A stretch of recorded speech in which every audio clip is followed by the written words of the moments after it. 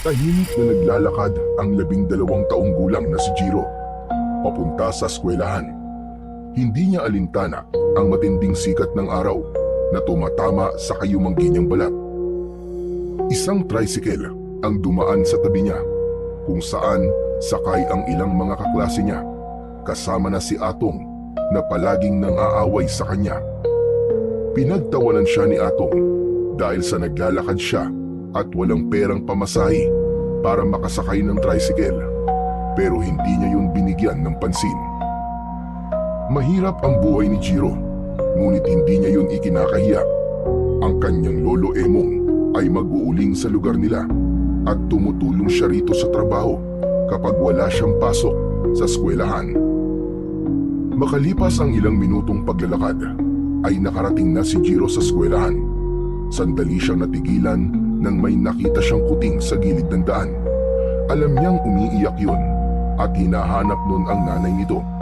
Yumukod siya at kinuha ang kuting. Naku, kawawa ka naman. Ano nangyari sa'yo? Nasaan ang nanay mo? Panay lang ang niyaw ng pusa. Luminga si Jiro hanggang sa isang puting pusa ang lumapit sa kanya. Ibinaba niya ang kuting dahil alam niya na ang pusang yun ang nanay nito. Oh, ayan na ang anak mo ha. Huwag mo na siyang hayaan na mahiwalay sa'yo. Napangiti si Jiro nang magkasamang umalis ang 2 pusa. Mahilig talaga sa mga hayop si Jiro. Sa sobrang pagmamahal niya sa mga ito, ay kinakausap niya ang mga ito na para bang naiintindihan siya ng mga hayop. Hindi niya alam ang dahilan kung bakit may ganun siyang ugali. Ang naalala niya lang ay bata pa lang siya ay mahilig na talaga siya sa iba't ibang uri ng hayop. Sa pagtayo ni Jiro ay nagulat siya nang may biglang tumulak sa likod niya. Muntik pa siyang mapasubsob sa lupa.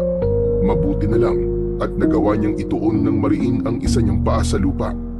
Sa pagharap niya ay agad niyang nakita si Atong na nakangisi. Kasama nito ang 2 pa nilang kaklase na palaging nambubuli kay Jiro. Yumuko si Jiro, hindi siya nagsalita at nagsimula na siyang maglakad patungo sa kanilang silid-aralan. Pero mahigpit siyang hinawakan ni Atong sa braso. Atong, malapit na magsimula ang klase. Kailangan na nating pumasok. Wala akong pakialam. Ano naman yung ginawa mo kanina ha? Kinausap mo yung 2 pusa? Kakaiba ka rin talaga no? Ano sabi ng pusa sa'yo? Bakit ba palagi kayo nakikialam sa ginagawa ko? Hindi ko naman kayo naaabala sa pakikipag-usap ko sa mga hayop, di ba? Sumasagot ka pa ha? Ano rin ba pakialam mo kung gusto kong makialam? Nakakatawa ka kasi. Mukha kang baliw kapag nakikipag-usap ka sa mga hayop. Pabayaan niyo na lang ako, Atong. Bitiwan mo na ako pakiusap. Ayoko ng gulo. Tandaan mo to, Jiro. Kapag nakita pa kita ulit na nakikipag-usap sa mga hayop, kahit langgam pa yun, bibigwasan na kita ng isa sa bunganga. Naiintindihan mo? Ano ba kasing dahilan kung bakit ka nagagalit sa pakikipag-usap ko sa mga hayop, ha, Atong? Pabida ka kasi. Feeling mo, kakaiba ka. Marahas na binitiwan ni Atong ang braso ni Jiro. Nagmamadaling lumayo si Jiro kina Atong at pumasok na siya sa kanilang silid-aralan. Umupo siya sa kanyang upuan na nasa pinakasulok ng huling row. Yumuko siya nang maramdaman niyang nagnilid ang kanyang mga luha. Ang totoo, hindi niya talaga maintindihan sina Atong kung bakit palagi siyang binubuli ng mga ito. Sa tingin naman niya ay hindi naaapektuhan ang mga tao sa kahit na anong paraan ng ginagawa niyang pakikipag-usap niya sa mga hayop. Sadyang nais lang ng mga ito na maramdaman na mayroong mga estudyanteng gaya niya na takot sa mga ito. Nang matapos na ang huling subject ni Jiro, ay nagmamadali siyang tumayo at lumabas ng silid-aralan. Hindi niya na hinintay na makalapit pa sina Atong sa kanya dahil alam niyang aasarin lang siya ng mga yon bago siya umuwi. Habang naglalakad si Jiro, ay naramdaman niya ang lamig ng hangin ng dapit hapon. Maya-maya pa ay lumiko siya sa makipot na daang hindi sementado. Ang daan na yon ay papunta sa baryo kung saan siya nakatira. kasama ang kanyang lolo Emong.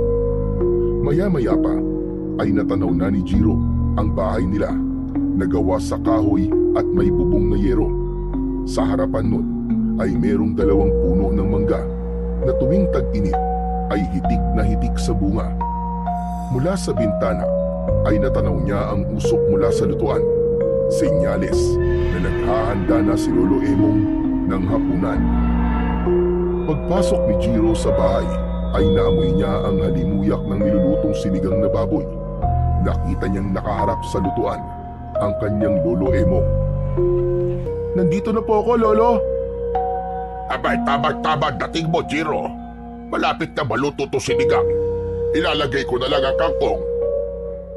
Kumusta pala ang araw mo doon sa eskwelahan? Ayos lang naman po, Lolo. Sigurado ka ba? Wala bang nag-aaway sa'yo? Saglit na natigilan si Jiro, pero mabilis siyang ngumiti at umiling. Wala naman po, Lolo. Lahat po ng kaklase ko po ay kasundo ko. Hindi ko pala nasabi sa'yo nung isang araw. Nakasalubong ko ang guro mo sa palengke. Kinausap niya ako at ang sabi niya, may ilang kaklase mo na nang-aaway daw sa'yo. Tinatawanan ka raw dahil mahilig kang makipag-usap sa mga hayop. Lolo, wala po kayong dapat na ipag-alala. Ayos lang po ako talaga. Hindi ko na lang po sila pinapansin. Mabuti naman. Tama yun na po. Huwag mong hahayaang maapektuhan ka sa sinasabi ng iba. Wala kang ginagawang masama sa pakikipag-usap mo sa mga hayop. At isa pa, hindi karuwagan ang umiwas sa gulo. Opo, Lolo. Tatandaan ko po ang mga sinasabi niyo. Mabuti. O sige, magpalit ka na ng damit at kapag natapos na ako magluto, ay kakain na tayo. Sige po, Lolo. Agad na nagtungo si Jiro sa maliit na silid-tulugan nila ni Lolo Emong. Ipinatong niya ang kanyang bag sa maliit na bangkito malapit sa pinto. Kahit may bumabagabag sa isip niya, hindi niya ipinakita yun kay Lolo Emong. Hindi niya gustong mag-alala pa ito. Ayaw niyang malaman ito na natatakot na siya sa mga pambubuli na nararanasan niya sa eskwelahan. Matapos maghapunan, ay hinarap na ni Jiro ang kanyang mga takdang aralin. Nakalatag sa lamesa kung saan sila kumakain ang mga kwaderno at aklat niya. Sa gitna ay naroon ang isang gasera na may mga gamo-gamong naglalaro sa paligid ng maliit na apoy. Tila nawala sa sarili si Jiro nang mapatingin siya sa gamo-gamo. Hindi niya namalayan na nakahawak na siya sa palawit ng kwintas na nakasabit sa kanyang leeg. Ang palawit ay isang bato na puti na ang hugis ay kalahating buwan. Makinis yun at malamig kapag hinahawakan. Pinaglaruan niya iyon sa kanyang mga daliri. Naalala ni Jiro ang kwento ng kanyang Lolo Emong kung paano siya nito natagpuan sa gubat. Noong siya ay isang sanggol pa lamang, iniwan siyang mag-isa sa ilalim ng isang malaking puno. Balot ng manipis na tela at ang kwintas na yun ay nakapalupot sa kanyang isang kamay. Ang sabi ni Lolo Emong, dapat ay palagi niyang suot ang kwintas para kung sakaling dumating ang araw na hanapin siya ng kanyang tunay na pamilya ay madali siyang makikilala. Pero para kay Jiro, hindi na niya kailangang malaman kung sino ang kanyang tunay na mga magulang, sapagkat para sa kanya ay sapat na ang pagmamahal at pag-aaruga na natatanggap niya kay Lolo Emong. Si Lolo Emong kasi ang nag-alaga sa kanya, gumabay at nagparamdam sa kanya ng tunay na pagmamahal at pamilya. Para sa kanya, wala nang hihigit pa roon. Naputol ang malalim na pag-iisip ni Jiro nang marinig niya ang boses ni Lolo Emong. Hindi niya namalayang nasa harapan na pala niya ang matanda. Ay, Lolo, sorry. May sinasabi ka po ba? Ang sabi ko, bakit parang ang lalim ng iniisip mo? Hindi ka na gumagalaw dyan sa ginagawa mo ah. Iniisip mo ba yung mga nang-aaway sa'yo sa eskwelahan? Hindi po, Lolo. Iniisip ko lang po kung ano kaya ang dahilan ng mga magulang ko kung bakit po nila ako iniwan dun sa gubat. Hindi ko rin alam yan po. Tanging ang mga magulang mo lang ang makakasagot sa tanong mo na yan. Hindi kaya dahil po galit sila sa akin o kaya naman hindi nila ako mahal? Umiling si Lolo Emo at marahang hinaplos ang ulo ni Jiro. Kung ano ba ang dahilan nila, sigurado kung hindi yun basta-basta. At tignan mo sarili mo ngayon. Kahit lumaki kang wala sa piling nila, lumaki ka namang mabuting bata. Doon pa lang ay dapat ka nang magpasalamat. Dahil po yun sa mga pangaral, paalala niyo po sa akin, Lolo. Saka, nagpapasalamat din po ako na iniwan nila po ako sa gubat. Kasi dahil doon, ay napunta po ako sa inyo. Sige na, sige na. Baka humaba pa ang usapan natin na yan eh. Magkaiyakan pa tayo dalawa. Tama na nga muna yan. At tapusin mo na yung takdang aralin mo para makatulog ka na. Natawa ng bahagya si Jiro at bumalik sa kanyang ginagawa. Naisip niya na kahit hindi niya kilala ang kanyang tunay na pamilya, ay hindi siya kailanman nakaramdam ng kakulangan dahil kay Lolo Emo. Marami pa rin siyang bagay na dapat ipagpasalamat sa kabila ng mga katanungan niya sa tunay niyang pagkatao. Isang umaga, habang naglalakad si Jiro papasok sa eskwelahan, ay nagulat siya nang may biglang maramdaman siyang isang malakas na tapik sa kanyang balikat. Nang lumingon siya, ay nakita niya si Atong na nakangiti ng malaki. Agad siyang kinabahan dahil naramdaman niya na may hindi magandang balak si Atong sa kanya. Anong kailangan mo, Atong? Kung tutuksin mo na naman ako, huwag mo na ngayon, please lang. Grabe ka naman mag-isip sa akin. Sumama ka sa akin. May pupuntahan tayo. Ayoko, hindi ako pwedeng sumama sa'yo. Papasok na ako sa eskwelahan eh. Baka malate ako. Ang KJ mo naman. Sandali lang tayo. Baka kapasok ka pa sa school. Hindi talaga, Atong. Pasensya na. Baka pagalitan ako ni Ma'am. Naningkit ang mga mata ni Atong at bumuntong hininga. Bumakas sa mukha nito ang pagkainis. Sige, kung ayaw mo, bubugbugin na lang kita. Gusto mo ba yun, ha? Napalunok si Jiro. Alam niyang hindi biro ang banta ni Atong sa kanya. Ilang beses na niyang nakitang sinaktan nito ang iba nilang kaklase kapag hindi nasunod ang gusto nito. Kahit nais niyang panindigan ang kanyang pagtanggi, ay wala na siyang nagawa kundi ang sumama kay Atong. Tahimik siyang naglakad kasabay ni Atong palayo sa daan patungong eskwelahan. Ilang minuto lang ay nasa harapan na sila ng isang lumang bahay. Mataas ang bakod nun at sa harapan ay may isang malaking puno ng kaimito na hitik sa bunga. Anong gagawin natin dito, Atong? Ano pa? Hindi kukuha ng kaibito. Tignan mo, Jiro. Ang daming bunga, oh. Nagpaalam ka ba sa may-ari ng punong yan? Huwag ka nang madaming tanong. Dami mo satsat eh. Wala naman tao dito. Kaya wala makakahuli sa atin. Umakyat ka na, bilisan mo. Kasi baka dumating pa yung nakatira dyan. Ha? Bakit akong aakyat? Ikaw ang may gusto ng kay Mito, di ba? Saka ayoko, Atong. Pag nanakaw yan eh. Ang sabi ng lolo ko, masama magnakaw. Wala naman dito ang lolo mo eh. Kaya ayos lang yun. Ayoko talaga, Atong. Ikaw na lang ang umakyat. Papasok na ako sa school, ha? Aalis na sana si Jiro, ngunit mahigpit na hinawakan ni Atong ang kanyang braso. Matalim ang mga mata nitong nakatingin sa kanya. Alam mo, ang dami mong arte sa katawan. Kapag sinabi kong aakyat ka, Jiro. O baka gusto mong dito pa kita gulpin? Nanginig sa takot si Jiro habang nakatitig kay Atong. Sigurado siya na kung hindi siya susunod ay sasaktan talaga siya nito. Napalunok siya at dahan-dahang umakyat sa bakod ng lumang bahay. Pagkasampa niya sa itaas, mabilis siyang bumaba sa bakuran at agad siyang sinundan ni Atong. Palinga-linga si Jiro. Kinakabahan siya dahil baka mamaya ay may makakita sa kanila. Ako na magbabantay sa ibaba. Iagis mo na lang sa akin yung mga bunga makukuha mo. Bilisan mo na, umakyat ka na! Napatingin si Jiro sa puno ng kaimito. Mataas yun, kaya medyo kinabahan siya. Pero wala na siyang nagawa, kundi simulan ang pag-akyat. Habang paakyat siya, ay nagulat siya sa malakas at walang tigil na pagtahol ng aso. Nakita nila sa gilid ng bahay ang isang malaking asong itim. Nakatali yon sa isang posting bakal. Tila nagising ito sa presensya nilang dalawa.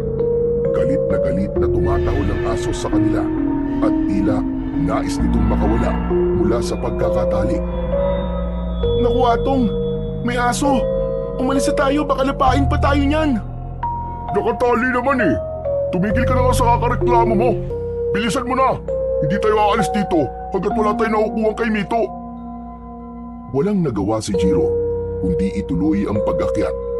Maingat niyang pinili ang matatabang sanga upang masiguro na hindi siya malalaglag hanggang sa marating niya ang bahagi ng puno na may pinakamaraming bunga. Kumuha siya ng mga hinog na kay Mito at isa-isang ibinato pababa kay Atong na mabilis namang sinalo nito. Ngunit hindi tumigil ang aso sa pagtahol. Lalong lumalakas ang tahol ng aso hanggang sa nakita ni Jiro na naputol na ang tali ng aso. Nanlaki ang mga mata niya nang sumugod ang aso kay Atong. Atong! Takbo! Bilis! Napasigaw sa takot si Atong. Nagmamadali itong umakyat sa bakod.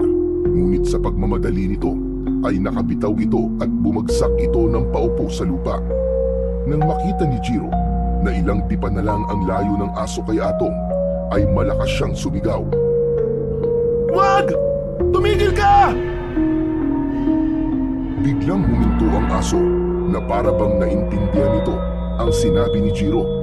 Ngunit patuloy itong umangil habang ang mga mata ay nakapako pa rin kay Atong na nanginginig na sa takot.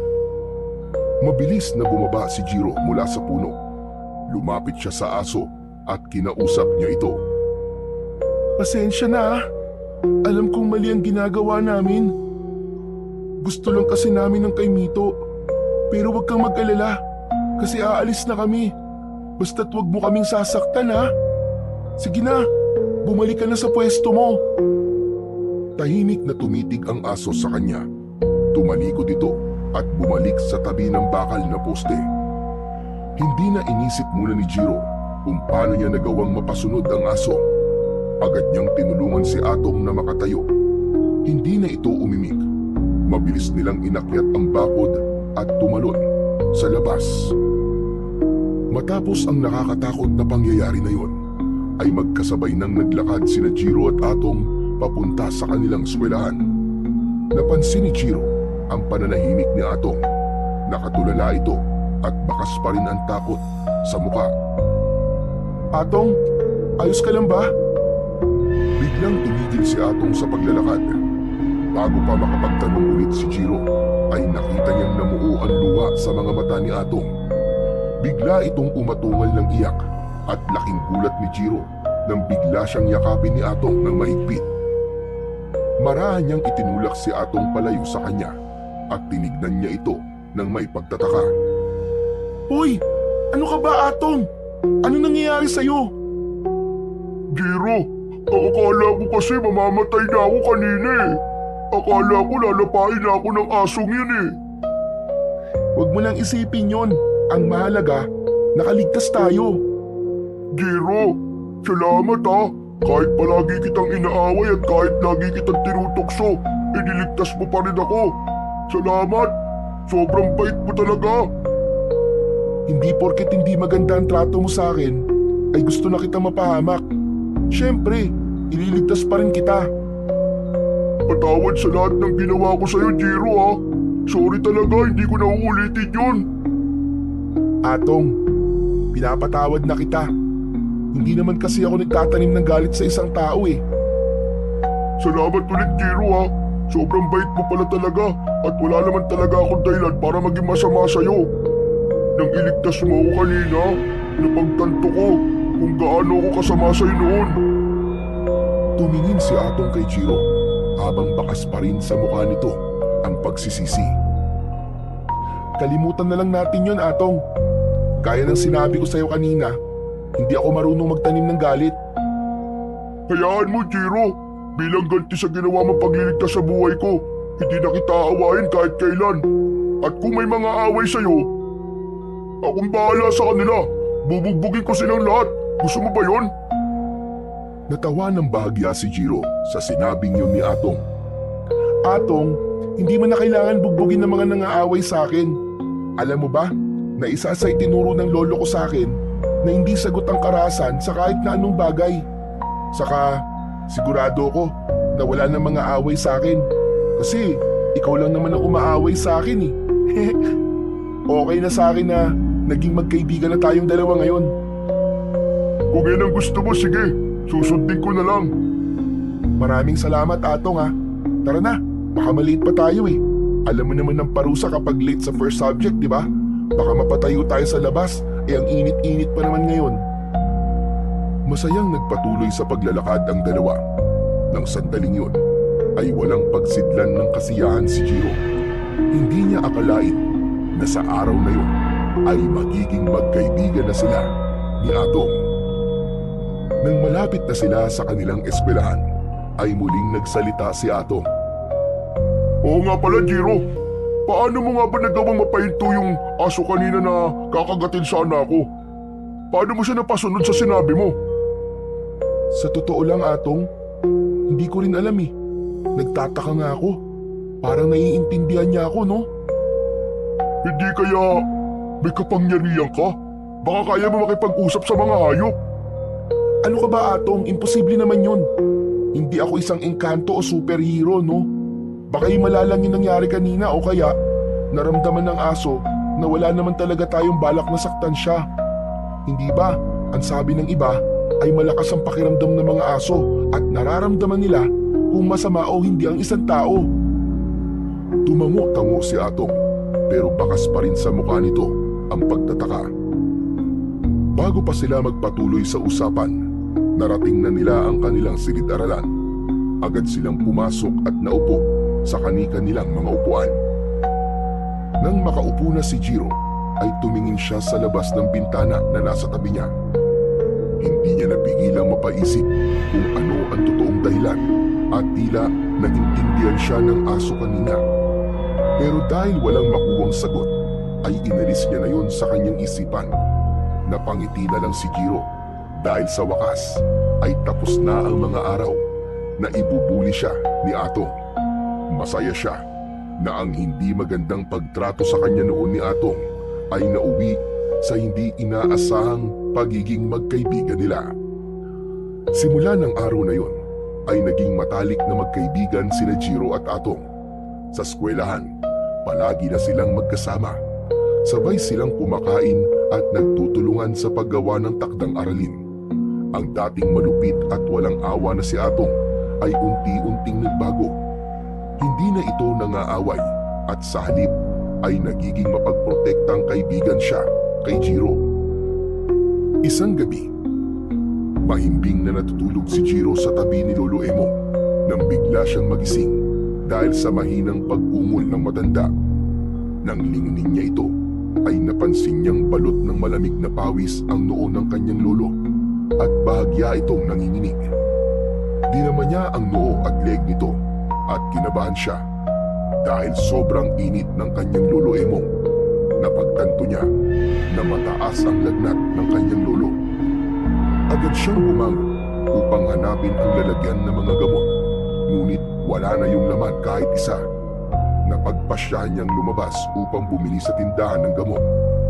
Binalikan niya si Lolo Emong at marahan itong ginising. Lolo, bibilan lang kita ng gamot sandali ah. Huwag ka mag-alala, babalik din kagad ako. Sobrang taas po kasi ng lagnat niyo eh. Wag na, Jiro. Gabi na. Bukas na lang ng umaga ako iinom ng gamot. Hindi po pwedeng hindi kayo makainom ng gamot ngayon, Lolo. Babalik din po ako agad. Huwag po kayong mag-alala sa akin. Mabilis na kumuha ng barya si Jiro at lumabas na siya ng bahay. Tahimik ang paligid habang naglalakad si Jiro sa madilim na kalsada. Sarado na ang lahat ng tindahan sa kanilang baryo, kaya napilitan siyang maglakad patungo sa kabilang baryo kung saan ay may bukas pang tindahan. Pagkatapos makabili ng gamot, agad siyang naglakad pabalik sa kanila. Mabilis ang kanyang mga hakbang dahil sa pag-aalala niya para sa kanyang lolo. Ngunit habang naglalakad si Jiro, ay nakaramdam siya ng kakaibang kilabot. Sa di kalayuan, may naaninag siyang mga nilalang na dahan-dahang naglalakad. Mahahaba ang mga braso ng mga yun, balingkinitan ang mga katawan, at may kakaibang kilos na hindi tulad ng mga normal na tao. Nagimbal siya nang mapagtanto na mga aswang ang mga yun. Natigilan siya sa takot at agad na nagtago sa silong ng isang bahay. Habang pigil ni Jiro ang kanyang paghinga sa silong ng bahay, ay napansin niya ang isang aso sa tabi niya. Nataranta siya at natakot na baka tumahol ito at makuha ang atensyon ng mga aswang. Dahan-dahan niyang tinapik ang ulo ng aso at bumulong. Huwag kang maingay ha! Baka mamaya makita nila tayo! Laking gulat ni Jiro nang tila naunawaan siya ng aso. Hindi nga ito tumahol kahit hindi siya nito kilala. Sa halip ay tahimik lang itong tumingin sa kanya. Nanatili si Jiro sa kanyang pinagtataguan at umasa siya na lilisan ang mga aswang nang hindi siya napapansin. Maya-maya pa ay sumilip si Jiro mula sa silong at nakita niya ang mga aswang na palapit sa bahay na kanyang kinaroroonan. Halos pigilan niya ang kanyang paghinga. Hindi siya gumalaw habang unti-unting lumalapit ang mga nilalang sa pinto ng bahay. Hanggang sa isang malakas na kalabog ang umalingaw-ngaw. Napapitlag si Jiro nang wasaki ng mga aswang ang pinto ng bahay. Kasunod nun ay ang malalakas na sigawan mula sa loob. Nanginig si Jiro habang pinakikinggan ang mga panaghoy at sigaw ng mga taong nasa loob ng bahay. Narinig niya ang mga kalampag, ang mga yapak na nagmamadali at ang tunog ng mga kuko na pumupunit sa laman. Hanggang sa unti-unting tumahimik ang lahat. Wala na ang sigawan at ang paghingi ng saklolo. Nakahawak si Jiro sa bibig niya habang pinipigilan ang kanyang sarili na humihikbi. Ilang sandali pa, nakita ni Jiro na lumabas na ang mga aswang sa bahay at naglakad palayo hanggang sa tuluyan nang mawala ang mga yon sa kanyang paningin. Nanatiling nakatulala si Jiro sa ilalim ng bahay. Hindi niya magawang gumalaw. Nang medyo naimasmasa na siya, ay maraan siyang lumabas mula sa kanyang pinagtataguan. Hindi niya tinapunan ng tingin ang loob ng bahay dahil alam niyang hindi maganda ang makikita niya roon. Mabilis siyang tumakbo pauwi sa kanila. Pagkarating ni Jiro sa kanilang bahay, ay nakita niya si Lolo Emong na nakaupo sa papag habang umiinom ng mainit na salabat. Napatingin ito sa kanya at agad nitong napansin ang kanyang namumutlang muka at nanginginig na katawan. Nagdaliga, Jiro. Bakit parang takot na takot ka? May nagyari ba? Ayos ka lang ba po? Ano kasi Lolo may asong humabol po sa akin. Pero wag po kayong mag-alala kasi okay lang po ko. Tinitigan siya ng matanda na para bang sinusuri kung nagsasabi siya ng totoo o hindi. Saglit itong nanahimik bago tumango. At sabi ko kasi sa'yo, delikado na lumabas ng 10 oras ng gabi. Butit nakabalik ka na maayos. Tumango si Jiro at agad niyang iniabot ang biniling gamot kay Lolo Emong. Kumuha siya ng isang baso ng tubig at inabot yun sa matanda. Ito po ang tubig, Lolo. Inumin niyo na po ang gamot niyo. Kinuha iyon ni Lolo Emong at agad na ininom ang gamot. Pilit na ngumiti si Jiro, pero sa loob-loob niya ay hindi pa rin niya maalis sa isip niya ang nakitang karumal-dumal na pangyayari. Hindi niya alam kung kaya niyang sabihin yun kay Lolo Emong, pero nang sandaling iyon ay naisip niyang inihin muna ang nangyari dahil baka mag-alala ang kanyang lolo. Nang sumunod na araw, nasa ilalim ng puno ng mangga na nasa likod ng isang lumang classroom si Jiro. Hawak niya ang isang banana cue at sa malamig na nasa plastic na merong straw. Hindi niya magawang kumain dahil ang isip niya ay patuloy na bumabalik sa nangyari noong nakaraang gabi. Nadidinig niya pa rin sa kanyang isipan ang makapanindig balahibong sigaw ng mga biktima ng aswang. Kahit anong gawin niya, hindi niya maalis-alis sa isip niya ang mga eksenang yon. Napalunok si Jiro at hindi niya namalayang nanginginig na ang kanyang kamay. Bigla namang dumating si Atong at umupo ito sa tabi niya. May dala rin itong pananakyo. Kanina pa kita hinahanap eh. Sabi ko na nga ba't nandito ka lang? Hindi pinansin ni Jiro si Atong. Nanatili siyang nakatingin sa kawalan habang patuloy sa pagsasalita ang kanyang kaibigan. Narinig mo na ba ang balita, Jiro? Alam mo ba, kagabi may isang pamilya raw na inatake ng mga aswang sa mismong loob ng bahay nila. Wala raw nakaligtas, patay lahat. Napalunok si Jiro. Narinig niya ang sinabi ni Atong, ngunit nanatili siyang walang imik. Nakakatakot na pala talaga ang lugar natin. Dati-rati, sabi lang na matatanda na may mga aswang daw dito. Pero ngayon, totoo na talaga.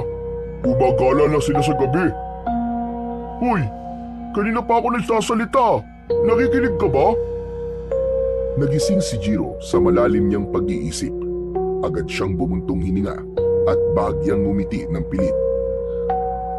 Oo. Nakikinig ako, Atong. Parang hindi naman eh. Ano bang iniisip mo? Alam ko na yung nangyari kagabi. Ha? Paano? Kasi Atong, nakita ko sila. Yung mga aswang. Kagabi pauwi na ako sa bahay nang may nakita ako mga aswang sa daan. Agad ako nagtago sa silong ng isang bahay. Akala ko ligtas na ako doon. Pero hindi ko alam na yung bahay na yun ang mismong papasukin ng mga aswang. Hala, totoo ba yung sinasabi mo? Totoo, Atong. Kaya nga, hindi pa rin ako makapaniwala na buhay pa ako hanggang ngayon eh. Ang buong akala ko talaga ay makikita ko ng mga aswang na yun sa silong ng bahay. Pero ayos ka lang ba, Jiro? Hindi ka ba sinaktan ng mga aswang? Hindi naman nila ako nakita doon sa silong. Pero yung takot, Atong, yung takot, parang hindi na mawala sa isip ko. Pakiramdam ko, palagi silang nakasunod sa akin. Kahit kagabi, hindi ako makatulog na maayos. Natahimik si Atong, pero nakita ni Jiro sa mukha nito ang labis na pag-aalala. Hindi na rin nagsalita si Jiro at sinubukan niyang kumain. Nang tumunog na ang bell na hudyat na tapos na ang break time, ay magkasama silang bumalik sa kanilang silid-aralan. Tahimik na naglakad si Jiro pauwi sa kanilang bahay. Hanggang sa oras na yon ay nasa utak pa rin niya ang nangyari nung nakaraang gabi. Kahit kaunti ay hindi rin nabawasan ang takot na nakalukob sa buo niyang pagkatao. Pagdating ni Jiro sa kanilang bahay, nadatnan niya si Lolo Emong na naghihiwa ng mga gulay. Lumapit siya rito at nagmano. Lolo, bakit po kumilos na po kayo kagad? Magpahinga na po muna kayo at ako na po ang tatapos niyan. Magpapalit lang po ako ng damit. Maayos na pakiramdam ko, Apo. Kaya ko na ito. Nakatulog din naman sa akin ang malaki yung pag-inom ng gamot kagabi. Maraming salamat. Oo nga pala. Alam mo na ba yung balita? May inatake daw ng aswang kagabi dito sa lugar natin. Yung pamilya ni Perneng. Aba, patay daw lahat maging yung dalawa nilang anak na binata. Nakakalungkot na isang gabi ay nawala silang lahat. Narinig ko na po ang balitang yan sa school, Lolo. May isa po akong kaklase na nagkwento sa akin. Nakakatakot na talaga ang panahon ngayon, Jiro. Hindi na lang sa masasamang loob dapat tayo matakot, kundi sa mga kampo ng kadiliman ng mga aswang. Pero mabuti na lang, at yung humabol sa'yo kagabi ay aso lang at hindi aswang. Talagang pinoprotektahan ka pa rin ng ating Panginoong Diyos, Jiro. Magpasalamat ka. Hindi nakasagot si Jiro. Hindi pa niya masabi sa kanyang lolo na muntik na siyang mapabilang sa mga napatay na mga aswang noong nakaraang gabi. Pero Jiro, ito't tatandaan mo ha. Maaaring hindi pa yun ang huling beses na may aatakihin ng mga pesteng aswang na yun dito sa lugar natin. Kaya mag-iingat ka palagi. Huwag kang magpapagabi sa labas at huwag mong hahayaan na ikaw ang susunod nila maging biktima. Kung kailangan mong lumaban, abay lumaban ka. Ramdam ni Jiro ang takot sa boses ng kanyang lolo. Kahit hindi nito sabihin ng direkta, alam niyang takot din ito, gaya niya.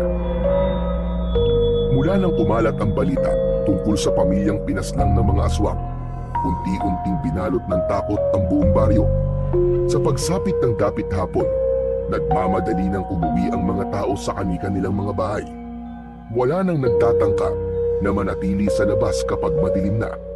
Ang mga tindahan ay nagsasara ng mas maaga at maging ang mga bata ay hindi na pinapayagang maglaro sa kalsada kahit hindi pa lumulubog ang araw.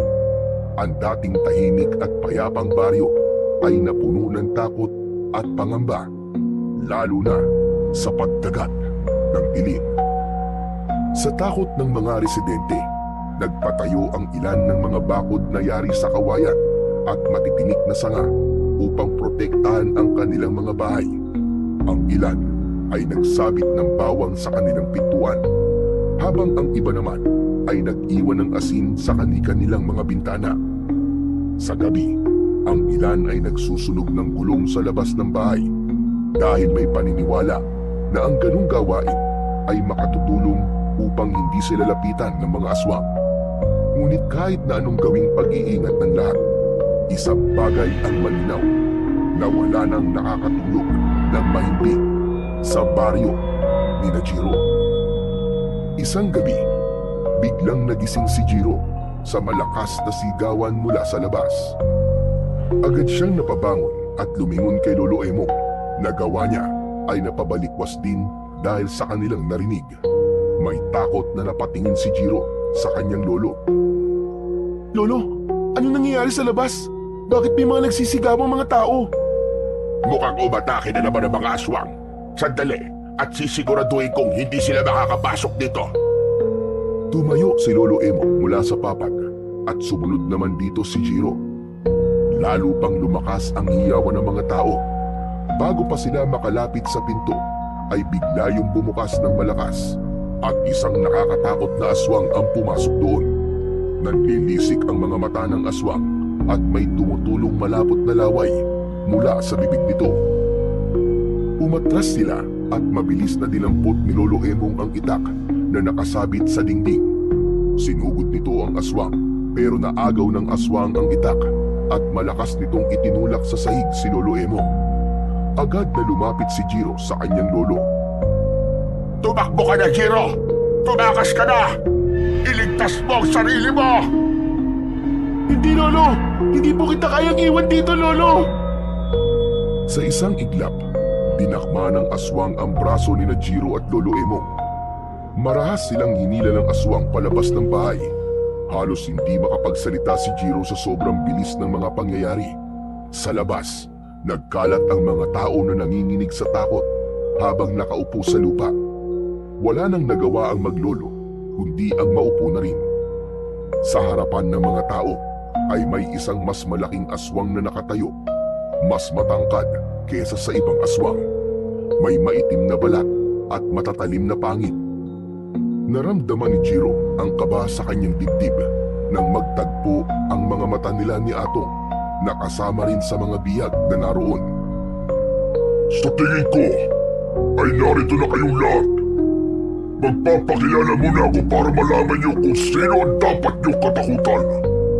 Ang pangalan ko ay Hidalgo at ako ang pinuno ng mga aswang na nasa inyong harapan.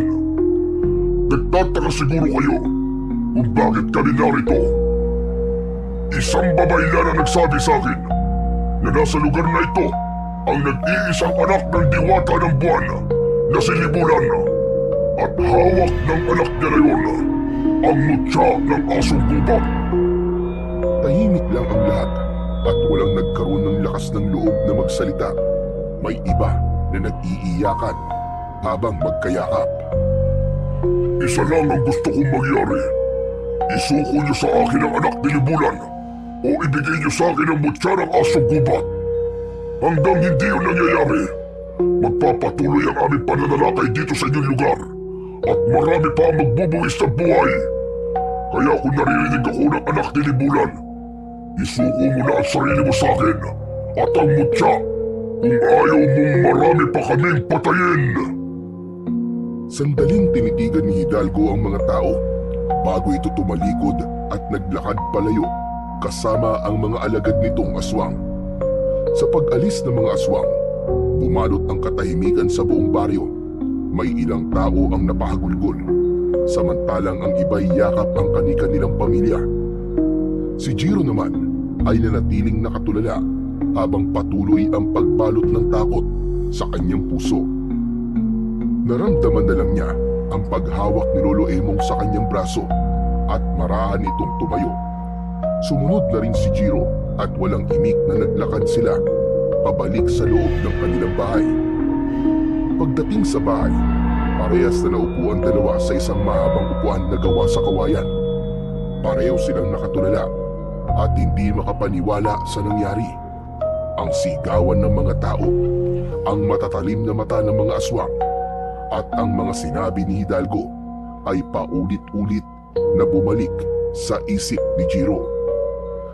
Lolo, sino po kaya yung tinutukoy ni Hidalgo na anak ng diwata ng buwan? Hindi ko alam, Apo. Ngayon ko lang narinig ang tungkol sa diwata ng buwan na si Libulan. Magiging sinabi niya na mutya ng asong gubat ay ngayon ko lang din narinig. Napabuntong hininga si Jiro. Lolo, ano nang gagawin natin? Dapat na po ba tayong umalis dito? Wala tayong ibang mapupuntahan, Jiro. Wala tayong magagawa kundi manatili. Ang magagawa na lang natin ay panatilihing ligtas ang ating mga sarili.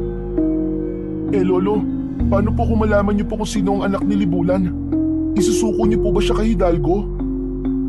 Sandaling natahimik si Lolo Emong. Tumingin ito sa malayo na para bang sinusukat ang bigat ng tanong ni Jiro. Hindi ko alam, Apo. Mahirap mamili kung buhay ng isa o buhay ng mas nakararami. Hindi nakainig si Jiro. Mas lalo siyang natakot sa posibilidad na baka isa sa mga kakilala o malapit sa kanya ang hinahanap ni Hidalgo na anak ni Libulan. Mariin niyang naikuyom ang kanyang mga kamay. Hindi niya alam kung ano ang mangyayari sa mga susunod pa na araw. Pero sigurado siyang simula pa lang yun ng bangungot sa kanilang baryo. Isang umaga, nasa loob ng kanilang silid-aralan si Jiro. Nakaupo siya habang nakatingin sa labas ng bintana. Wala pa ang guro nila, kaya maingay ang buong klase. May nagkwekwentuhan, may naglalaro, may ilan ding labas-pasok sa pinto.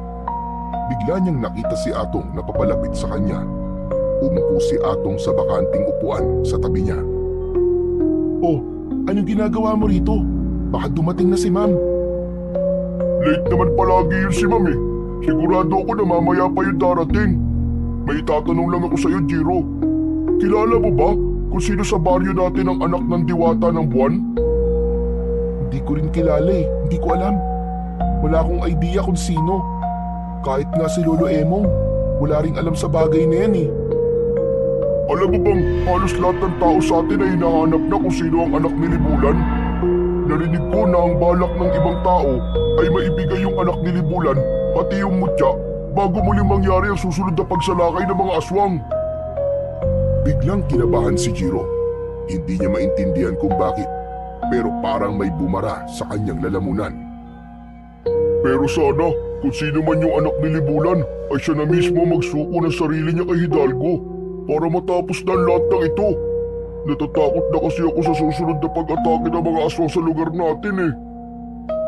Magsasalita pa sana si Jiro, pero hindi niya na nagawa nang biglang pumasok ang kanilang guro. Nagpaalam na si Atong at nagmamadali itong bumalik sa upuan nito na nasa unahan. Tahimik na napatingin si Jiro sa blankong pisara habang nag-iisip. Naintindihan niya kung bakit gano'n na lang kadesperado ang mga tao sa lugar nila na maibigay ang gusto ni Hidalgo. Ngunit hindi niya rin maintindihan kung bakit tila kinakabahan siya ng sobra. Sa paglipas ng mga araw, lalong lumala ang takot at pag-aalala ng mga tao sa baryo nila. Halos araw-araw ay may pulutong ng mga kalalakihan na nagtitipon-tipon sa gitna ng plaza at nag-uusap patungkol sa kung sino ang maaaring anak ng diwata ng buwan. May mga nagbabahay-bahay at nagtatanong kung may napansin ba sila na isang tao na kakaiba sa kanilang baryo. Maging ang matatanda sa kanilang baryo ay nagsimula na magukay sa kanilang mga alaala at sinubukang alalahanin kung may kakaibang bata bang isinilang noon na maaaring may kaugnayan sa diwata ng buwan na si Libulan. Kasabay ng lumalalang takot ay ang pagkahati ng mga tao. May mga naniniwalang dapat nilang protektahan ang anak ni Libulan, ngunit mas marami ang gustong isuko ito kay Hidalgo upang matapos na ang takot nila sa mga aswang. May mga usap-usapan ding may ilang pamilya na nagbalak ng umalis sa baryo bago pa bumalik ang mga aswang. Sa kabila ng lahat, walang makapagbigay ng tiyak na sagot kung sino nga ba talaga ang anak ng diwata, kaya't ang bawat bata at binatilyo ay pinagdududahan ng karamihan na maaaring anak yun ni Libulan. Kinagabihan, habang mahimbing na natutulog si Jiro, ay bigla siyang nahulog sa isang kakaibang panaginip. Sa kanyang panaginip ay nasa gitna siya ng malawak na kagubatan. Bilog ang buwan, kaya kahit paano ay nakikita ni Jiro ang kapaligiran. Mula sa unahan niya ay nakita niya ang isang napakagandang babae. Mahaba ang buhok na tila kumikislap sa kadiliman. At ang puting kasuotan nito ay tila sumasayaw sa mahinang ihip ng hangin. Ngunit sa kabila ng taglay na kagandahan ng babae ay makikitang puno ng takot ang mukha nito. Nagmamadali itong tumatakbo sa gitna ng kagubatan habang bitbit ang isang sanggol na mahigpit nitong yakap-yakap. Huminto ang babae sa ilalim ng isang malaking puno. Luminga ito bago nito maingat na inilapag ang sanggol sa tabi ng isang puno. Inayos ng babae ang puting telang nakabalot sa sanggol. Walang patid ang pag-agos ng luha ng babae. Marahan itong hinaplos ang maliit na mukha ng sanggol bago ito mabilis na tumakbo palayo. Hahabulin sana ni Jiro ang babae, ngunit mabilis itong nawala sa paningin niya at hindi na niya nakita kung saan ito nagpunta. Tila naglaho ito na parang bula sa hangin. Nilapitan ni Jiro ang sanggol na iniwan ng babae. Yumukod siya at hinawi niya ang puting tela na nakatakip dito. Nanlaki ang mga mata niya nang makita niya ang kwintas na gaya ng kwintas niya na nakapalupot sa isang kamay ng sanggol. Pakiramdam niya ay binuhusan siya ng napakalamig na tubig. Umangat ang kamay ni Jiro para hawakan ang sanggol. Ngunit bago pa man lumapat ang kamay niya rito, ay may isang malakas na puwersa ang humigop sa kanya. Pakiramdam niya ay tinangay siya ng isang ipo-ipo. Mabilis na bumagsak ang kanyang katawan sa malamig at matigas na lupa. Sa pagmulat niya ng kanyang mga mata, bigla siyang napabalikwas ng bangon. Labis siya nagtaka dahil wala na siya sa kanyang kwarto, kundi nasa gitna na siya ng kagubatan habang bilog ang buwan, gaya ng nasa kanyang panaginip. Teka, paano ako napunta rito? Palinga-linga si Jiro habang tumatayo. Pinakiramdaman niya ang paligid. Marahan siyang lumingon sa kanyang likuran at doon niya nakita ang parehong babae mula sa kanyang panaginip. Naglakad ito palapit sa kanya at huminto ilang di pa lang ang layo sa kanya. Bahagya namang napaatras si Jiro. Sino po kayo? Ano pong kailangan niyo sa akin? Ikaw po ba nagdala sa akin dito? Huwag kang matakot, Jiro. Ako si Libulan. Libulan? Ang diwata ng buwan? Niloloko niyo po ba ako? Totoo ang aking sinasabi sa'yo, Jiro. Ako nga si Libulan. O sige, kung ikaw talaga si Libulan, sabihin mo nga sa akin kung sino ang anak mo na nakatira dito sa baryo namin. Kailangan na namin siya maisuko sa mga aswang para matigil ang pagsalaki at pagpatay nila sa lugar namin. Sandaling natahimik si Libulan. Matiim itong nakatingin kay Jiro habang ang mahahaba nitong buhok ay sumasayaw ng mabagal sa hangin. Ikaw, Jiro. Ikaw ang aking anak. na hinahanap ng mga aswang. Hindi. Hindi totoo yan. Hindi totoo ang sinasabi mo. Paano mo ako magiging anak? Isa kang diwata.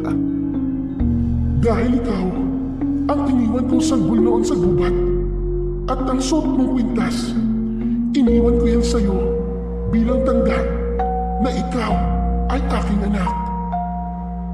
Napalunok si Jiro nang hina ang kanyang tuhod, ngunit pinilit niyang manatiling matatag. Pinilit niyang sinabi sa kanyang sarili na hindi yun totoo. Hindi! Nagsisinungaling ka!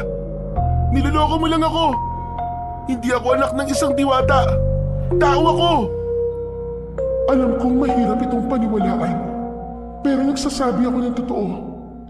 Iniwan kita sa gubat dahil nais kang patayin ng mga kalahi kong diwata.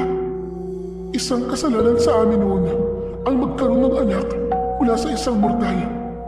Pinili kong iligtas ka sa halip na ipaglaban ka. Nanginig ang mga kamay ni Jiro. May kirot siyang naramdaman sa kanyang dibdib. Sa pagkakataon na yun, ay hindi niya na napigilan ang umiyak. Nangihina siyang napaluhod. Naramdaman niya ang katotohanan sa sinabi ni Libulan. Lumapit si Libulan sa kanya. Yumukod ito at hinaplos siya nito sa kanyang pisngi. Nang magtama ang kanilang mga mata, ay naramdaman niya ang pagmamahal nito sa kanya. Haring mo ko, anak. Kailangan kong gawin yun para iligtas ka. Hindi ko akalain na pansamantala lamang pala ang kaligtasan mo sa mundo ng mga tao dahil may mga aswang na nais kunin sa'yo ang mutya ng asong gubat. Ano? Nasa akin ang mutya ng asong gubat? Oo, Jiro. Sanggol ka pa lang ay tangan mo na ang mutya ng asong gubat. Ang kwintas na suot mo, yan ang mutya ng asong gubat. Hinawakan ni Jiro ang palawit ng kanyang kwintas at mataman niya itong tinitigan. Hindi siya makapaniwala na ang bagay na yon ang hinahanap ng mga aswang na maaaring magligtas sa baryo nila at sa lahat ng taong nakatira doon. Kung ganon, ano pong dapat kong gawin? May dalawa kang pagpipilian, anak.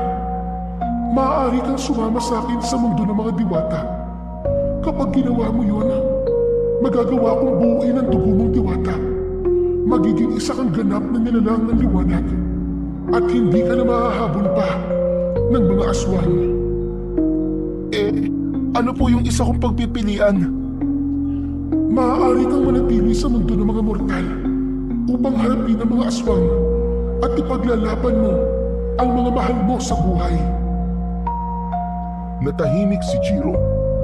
Sa isipan niya, naisip niya si Lolo Emo at si Atong na nag-iisa niyang kaibigan. Bukod doon, ay naisip niya rin ang mga tao sa baryo nila na patuloy na nabubuhay sa takot at pangamba. Kung pipiliin ko po manatili rito, paano ko po lalabanan si Hidalgo? Ang sagot ay nasa kwintas mo, anak. Ang mutya ng asong gubat. Isa itong sandata laban sa kasamaan. Ngunit nasa iyo kung paano mo ito gagamitin.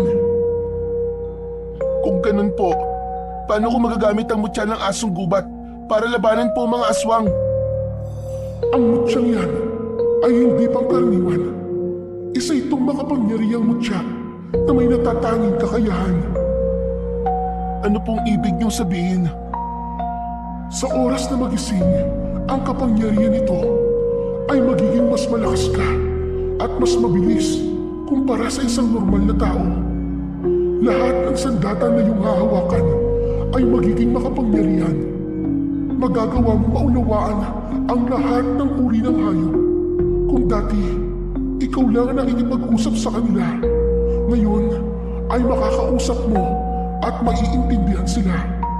At hindi lang yun, magkakaroon ka rin ng kakayahang magkanyang lobo o isang asong gubat kapag bilog ang buwan. Sa anyong yun, mas magiging malakas ka at mas makapangyarihan. At kapag tuwing bilog ang buwan, mararating mo ang rurok ng iyong kapangyarihan. Napalunok si Jiro. Hindi niya alam kung matutuwa ba siya o matatakot sa dami ng kayang gawin ng mutya ng asong gubat. Hindi niya kailanman inakala na may ganun pala siyang kakayahan. Ngunit dahil sa mga nalaman niya tungkol sa mutya ng asong gubat, ay isang bagay ang kanyang napagtanto. Hindi pala talaga pwedeng mapunta kay Hidalgo ang mutya. Tama ka, anak. Kung mapupunta ito sa kanya, gagamitin niya lang ito sa kasamaan. At huwag kang maniwala sa kasinungalingan niya. Natitigil siya sa pagsalakay sa inyong baryo. Kahit makuha niya ang mutya, magpapatuloy pa rin siya sa kanyang layunin na magasik ng lagim, hindi lang sa baryo niyo, kundi sa ibang mga lugar. Kung ganon, wala na talaga akong ibang pagpipilian. Hindi ko hahayaang mapunta sa kanya ang mutya. Hindi ko hahayaang sirain nila ang baryo namin. Buo na ang desisyon ko manatili rito upang labanan sina Hidalgo. Hindi na ako nagulat sa pinili mo, Jiro. Alam kong malaki ang pagmamahal mo sa baryong kinalakihan mo. Iginagalang ko ang iyong desisyon. At sa sandaling magising ka, ay magigising rin ang kapangyarihan ng mutya ng asong gubat. At huwag kang mag-alala, anak, dahil kusa mo matututunan kung paano mo gagamitin ang kapangyarihan ng mutya ng asong gubat. Bago pa man makapagsalita si Jiro, ay nakaramdam siya ng pagbigat ng talukap ng kanyang mga mata. Unti-unting nagdilim ang paligid niya hanggang sa tuluyan na siyang malugmok sa mahimbing na pagtulog. Isang marahang pagyugyug sa kanyang balikat ang gumising kay Jiro. Nang ibukas niya ang kanyang mga mata, ay bumungad sa kanya ang muka ng kanyang lolo Emo. Maliwanag na ang paligid at nang igala niya ang paningin sa paligid, ay napagtanto niyang nakabalik na siya sa bahay nila. Lolo, ano pong nangyari? Jiro, bumangon ka na. Dapat malilate ka na sa eskwela. Masyado yatang napasarap ang tulog mo ah. Sige na, bumangon ka na at mag-almusal ka na bago pumasok. Napabalikwas si Jiro ng bangon nang marinig ang sinabi ng kanyang lolo Emo. Agad niyang tinungo ang bintana. Sa labas ay natanaw niyang mataas na ang araw. Naku po, malilate na nga po ako, Lolo. Mabilis niyang kinuha ang kanyang uniforme at nagmamadaling nagbihis. Hindi na niya naisip ang panaginip niya dahil ang tanging laman ng isip niya ng mga sandaling yun ay kung paano siya aabot sa klase nila nang hindi napapagalitan ng kanyang guro. Kinuha ni Jiro ang kanyang bag at isinukbit yun sa kanyang likod. Lolo, hindi na po ako makakapag-almusal. Kailangan ko na pong umalis. Malilate na po ako. Aba, teka lang. Hindi ka pwedeng umalis ng walang laman ng tiyan mo. Sa school na lang po ako kakain, Lolo. Nang makuha na niya ang baon niyang pera, ay nagmamadali siyang lumabas ng bahay at patakbong tinahak niya ang daan papuntang eskwelahan. Tinawag pa siya ni Lolo Emo para mag-almusal, ngunit hindi na niya pinakinggan ang kanyang lolo.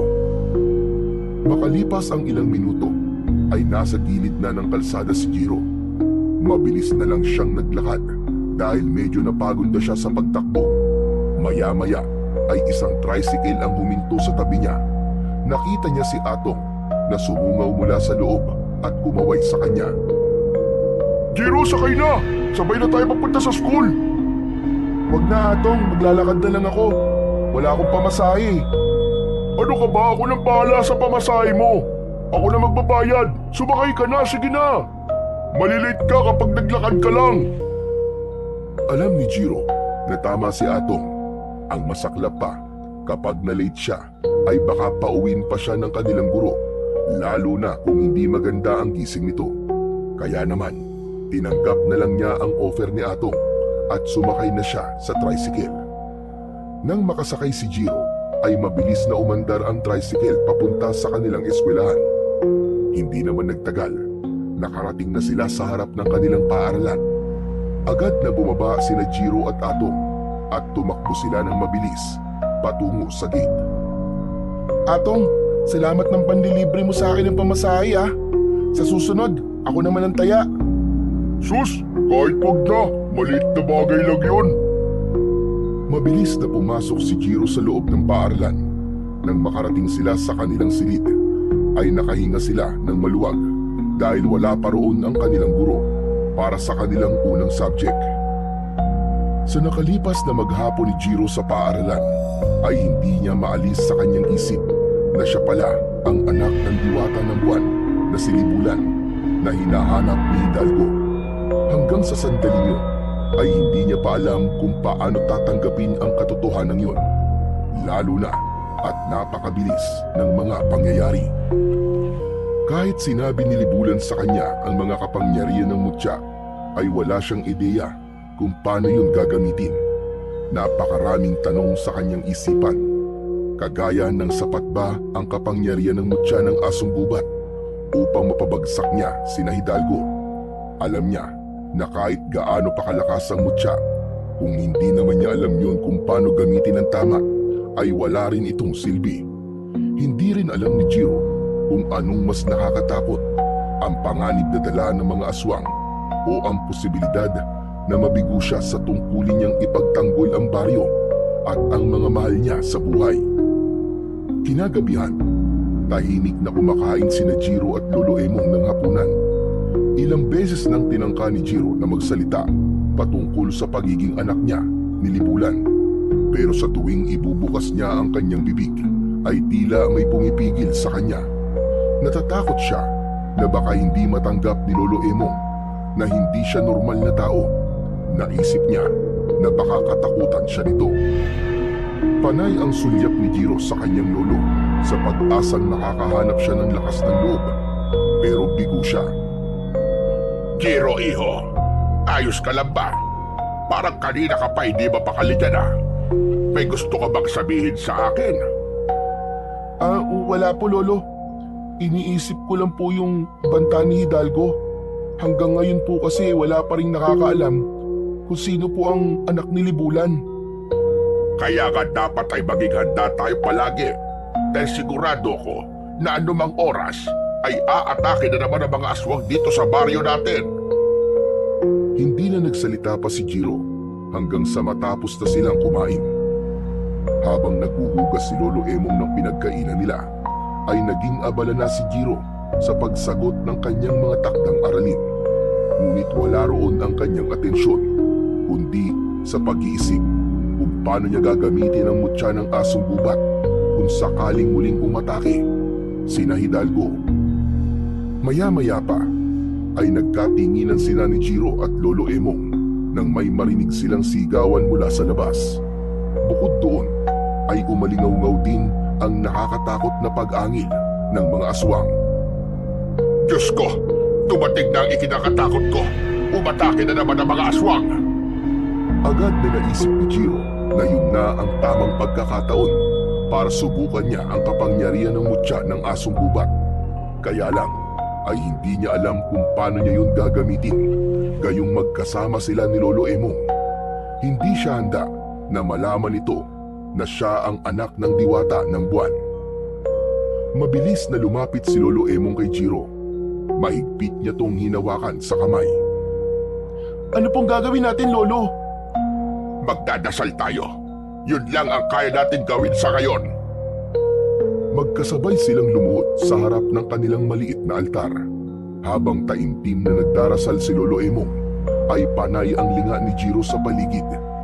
Patuloy ang kaguluhan sa labas ng kanilang bahay at patuloy rin si Jiro sa pag-isip ng paraan kung paano siya makakatakas.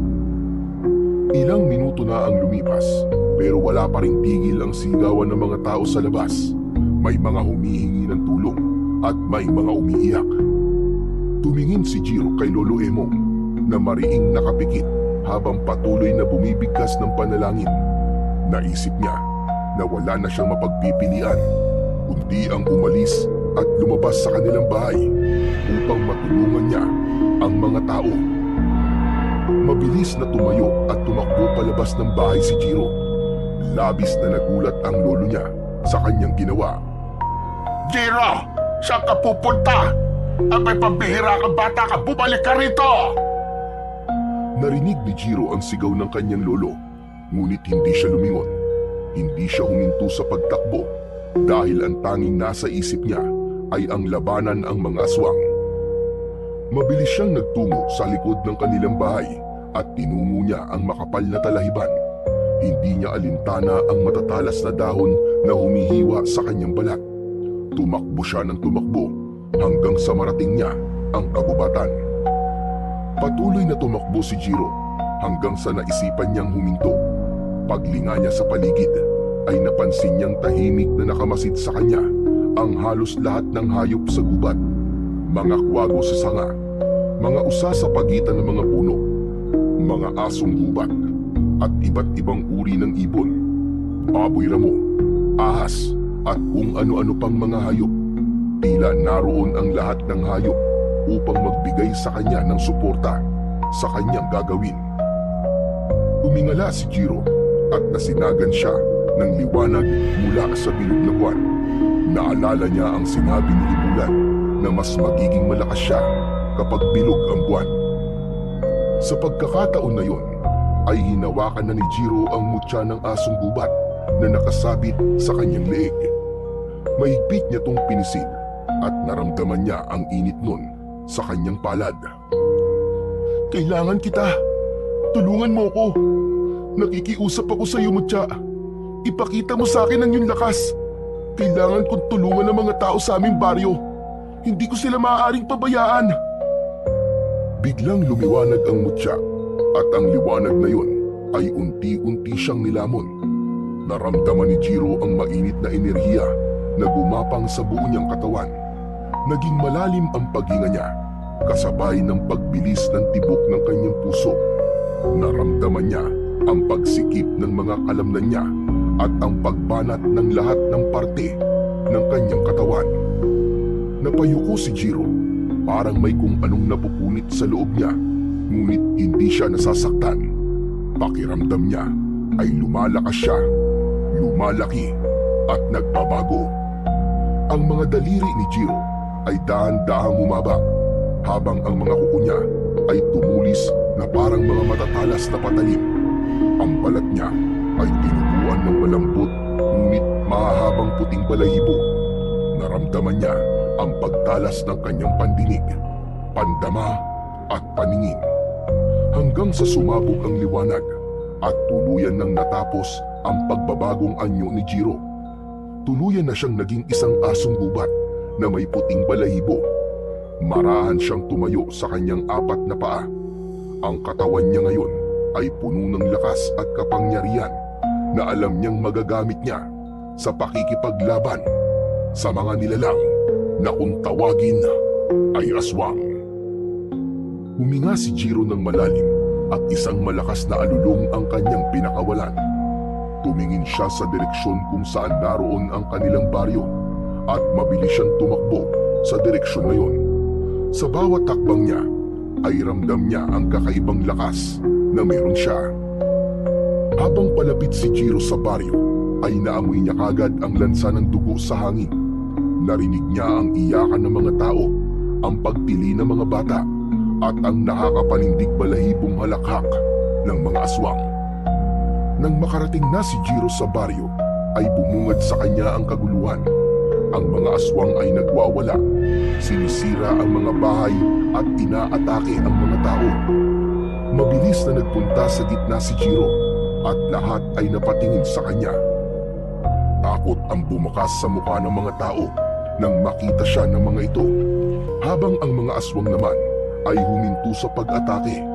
Naramdaman niya na nasindak ang mga aswang sa kanya.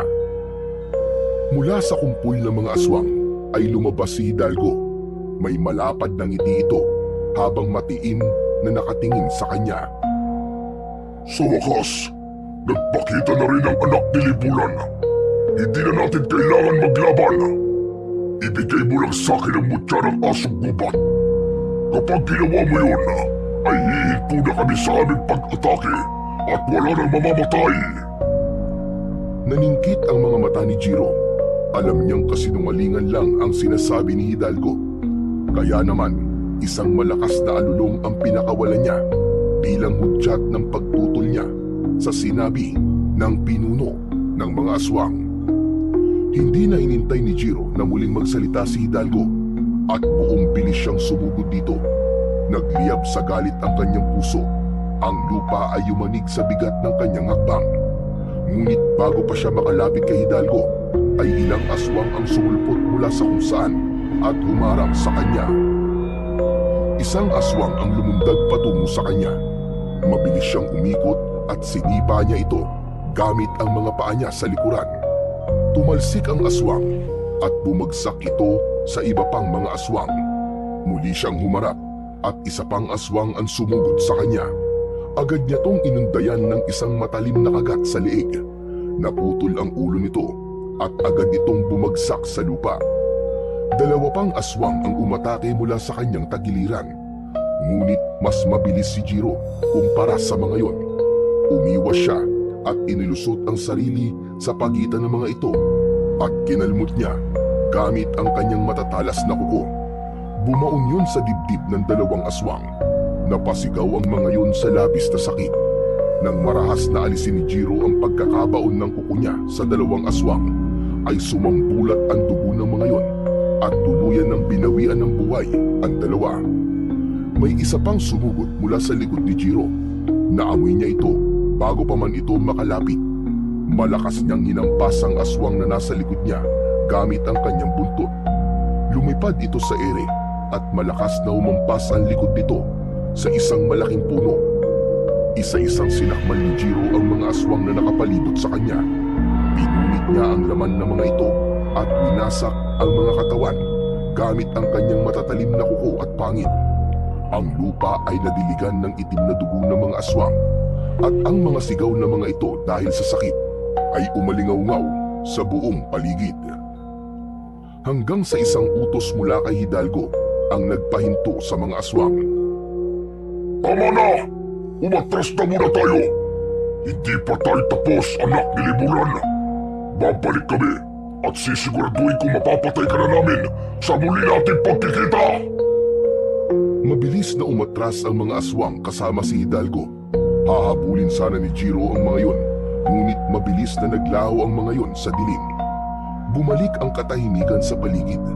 Ang mga tao ay nanatiling nakatulala at hindi makapaniwala sa kanilang nasaksihan.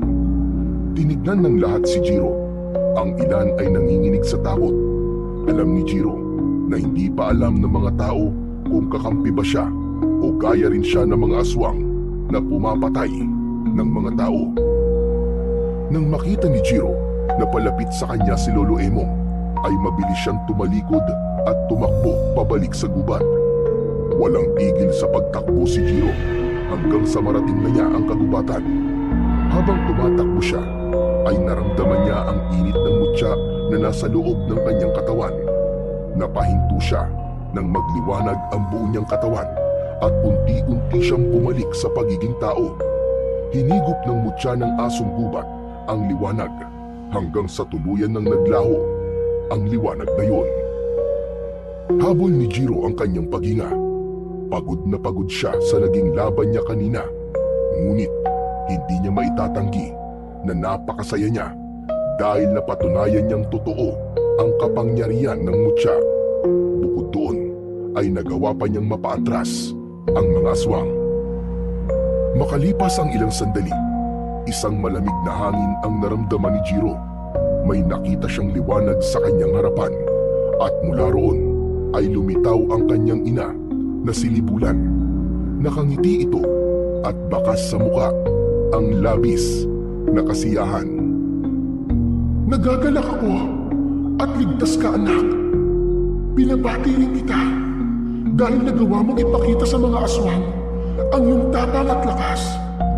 Ngunit hindi pa dito natatapos ang laban, anak. Hanggat hindi mo napapatay si Hidalgo, hindi titigil ang kadilimang bumabalot sa baryo niyo. Siya ang punot-dulo ng lahat ng ito, kaya kailangan mo siyang tapusin sa lalong madaling panahon.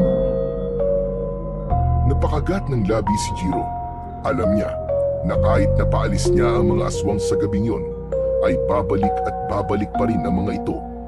Hindi siya maaaring maging kampante hanggat hindi niya nawawakasan ang buhay ni Hidalgo. Salamat po sa lahat ng itinuro niyo sa akin, ina. Salamat dahil binigyan mo ko ng pagkakataon na may pagtanggol ang aming baryo. Kung hindi po dahil sa inyo, hindi ko magagawa ang lahat ng ito. Maraang lumapit si Jiro. Ang tanging nais niya ng sandaling yun ay maramdaman ang yakap ng isang ina. Kaya naman, hindi na siya nagkaroon ng pagdadalawang isip na yakapin ng mahigpit si Libulan. Nagulat si Libulan, ngunit agad din itong gumanti ng yakap. Isa yung mahigpit na yakap na punong-puno ng pagmamahal. Sa unang pagkakataon, hindi na itinanggi ni Jiro sa kanyang sarili na may dugo siyang diwata.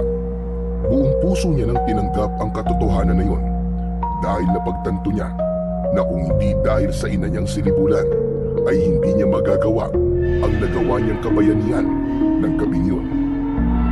Matapos na makausap ni Jiro si Libulan ay naglakad na siya pabalik sa kanilang bahay.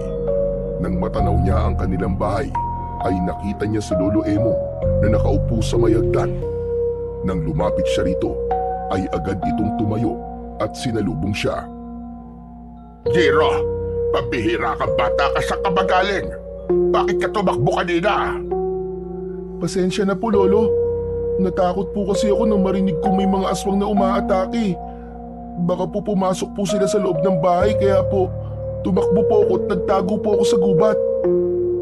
Saglit na natahimik si Lolo Emong bago bumuntong hininga. Asaway ka talagang bata ka. Pero hayaan mo na yon. Ang mahalaga ay ligtas ka. Pero sana naman, kung nais mo magtago, sabihin mo muna sa akin para alam ko at hindi ako nag-aalala sa'yo. Opo, Lolo. Biglaan po kasi hindi na po mauulit. Pero alam mo ba ang nangyari kanina? May isang malaking puting asong gubat ang dumating. Nilabanan nito mga aswang at napaatras niya ang mga aswang. Kung hindi dahil sa asong gubat na yon, baka mas marami pang namatay na mga tao. Talaga po? Ibig sabihin, meron na po pala tayong tagapagtanggol laban sa mga aswang. Sana nga. Sana totoo ngang tagapagtanggol ang asong gubat na yon. Hindi nakaimik si Jiro. Nais niyang sabihin sa lolo niya na hindi nito dapat pagdudahan ang puting asong gubat sa layunin nito kung bakit ito nakipaglaban sa mga aswang. Pero mas pinili niyang manahimik na lamang. Hala, sige na. Bukas na lang natin pag-usapan ito at matulog ka na. Alam kong pagod ka rin. Tumango si Jiro. Pumasok na sila sa kanilang bahay at dumiretso sila sa papag. Pagkahiga ni Jiro ay agad niyang naramdaman ang pagod mula sa naging laban niya kanina. Sa isang iglap, napapikit siya at agad na nilamon ng mahimbing na pagtulog. Maliwanag na nang magising si Jiro. Napahikap siya at tumingin sa paligid. Medyo tanghali na. Alam niya na hindi siya ginising ng lolo niya dahil wala siyang pasok sa eskwelahan. Bumangon na siya at nagtungo sa hapagkainan. May nakahain na doon na kanin, pritong isda at pritong itlog. Nagtimpla siya ng kape at nagsimula na siyang mag-almusal. Napangiti si Jiro nang maalala ang nangyari noong nakaraang gabi. Hindi pa rin siya makapaniwala na nagbago siya ng anyo at naging isa siyang asong gubat. Maya-maya pa, bumukas ang pinto at pumasok si Lolo Emong na may dalang isang bayong na puno ng gulay. Magising ka na pala, Jiro. Mabuti. Para may katulong ako magluto mamaya. Saan po kayo galing, Lolo? Nagpunta ako sa palengke kanina. Habang papunta nga ako ron, ay nakasalubong ko yung kaklase mong si Atong. Hinahanap ka nga eh. At sabi ko ay tulog ka pa. At sabi niya, may hihiramin daw siyang libro sa'yo. Sabi ko eh, puntahan ka na lang rito. Nagpunta na ba siya? Hindi pa po. Tuloy-tuloy po kasi ang tulog ko eh. Malamang nagpunta na yun dito at hindi ka nalang ginising nang kunin niya yung libro na hinihiram niya sa'yo. Magsasalita pa sana si Jiro nang may maramdaman siyang kakaiba sa kanyang leeg. Napahawak siya roon at nanlamig siya nang mapagtanto na wala na sa leeg niya ang kwintas. Tumayo siya at agad na bumalik sa higaan. Hinanap niya sa mga unan at kumot ang kwintas, ngunit hindi niya yon natagpuan. Bumalik si Jiro kay Lolo Emong upang magtanong. Lolo, nakita niyo po ba yung kwintas ko? Nawawala po eh. Aba, kanina ko pa nga napapansin na hindi mo yun suot. Ang akala ko ay hinubad mo muna. Napalunok si Jiro. Isa lang ang naisip niyang posibilidad kung bakit wala ang kwintas niya. Tanging si Atong ang naisip niyang salarin dahil ito lamang ang pumasok sa bahay nila. Kaya hindi na siya nagdalawang isip. Nagmamadali siyang lumabas ng bahay at tinungo ang bahay ni na Atong. Walang tao roon nang dumating siya pero nakabukas ang pinto. Tahimik na pumasok si Jiro at iginala niya ang mata sa paligid. Sa isang maliit na lamesa ay nakita niya ang kanyang kwintas. Agad niya yung nilapitan at kinuha. Hindi niya maintindihan kung bakit yun kinuha ni Atong. Gayong sigurado siyang walang alam si Atong sa kung ano talaga ang kwintas niya. Aalis na sana si Jiro pero pagharap niya ay nakita niya ang kaibigang si Atong na nakatayo sa may pintuan. Namumutla ito habang nakatingin sa kwintas na hawak ni Jiro. Ibalik mo sa akin ang kwintas, Jiro. Kailangan kong ibigay ang kay Hidalgo para matapos ng pagsalakay ng mga aswang sa baryo natin. Nagulantang si Jiro sa kanyang narinig. Alam mo kung ano ang kwintas ko na to? Oo, alam ko na yan ang mutya ng asong gubat at hindi lang yun ang nalaman ko. Alam ko na rin kung sino ka. Ikaw ang anak ng diwata ng buwan na si Libulan. Matamang nakatitig si Jiro kay Atong habang mahigpit ang pagkakahawak niya sa mutya. Hindi niya alam kung paanong nalaman ni Atong ang kanyang lihim. Paano mo nalaman ng lahat ng yon, Atong? Sinundan ko kagabi ang puting asong gubat nang mapaatras niya ang mga aswang. Nakita ko na ang asong gubat at ikaw ay iisa. Nakita ko rin na nakipag-usap ka kay Libulan at base sa pag-uusap nyo, alam kong ikaw ang anak niya. Kaya Jiro, ibigay mo na lang kay Hidalgo ang mutya.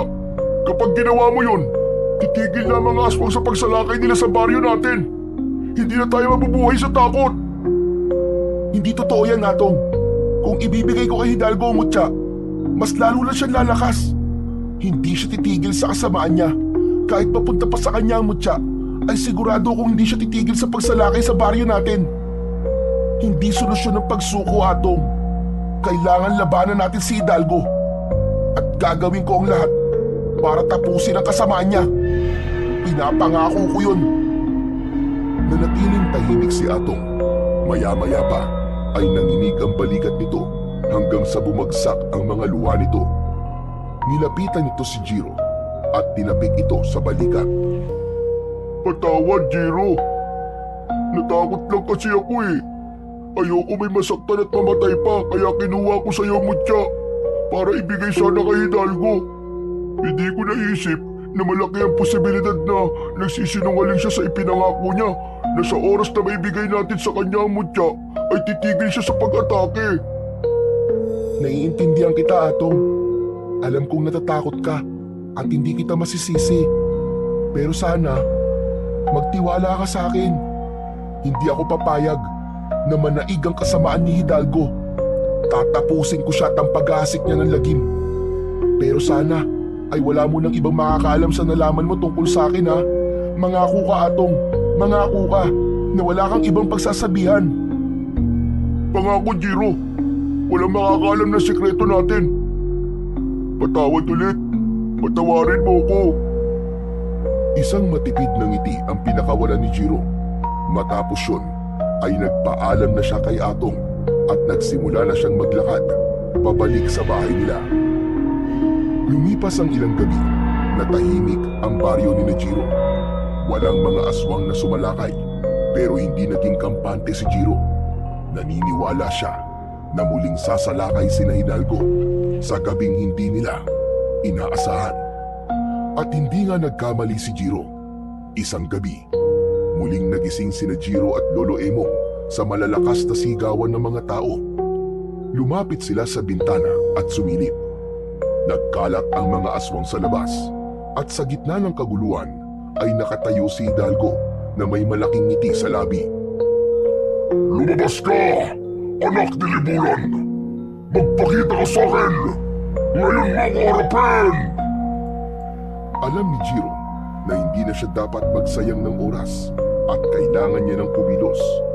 Mabilis siyang tumakbo palabas, pero bago pa siya makarating sa pintuan ay mahigpit siyang hinawakan ni Lolo Emong sa kanyang braso. Saan ka pupunta, Jiro?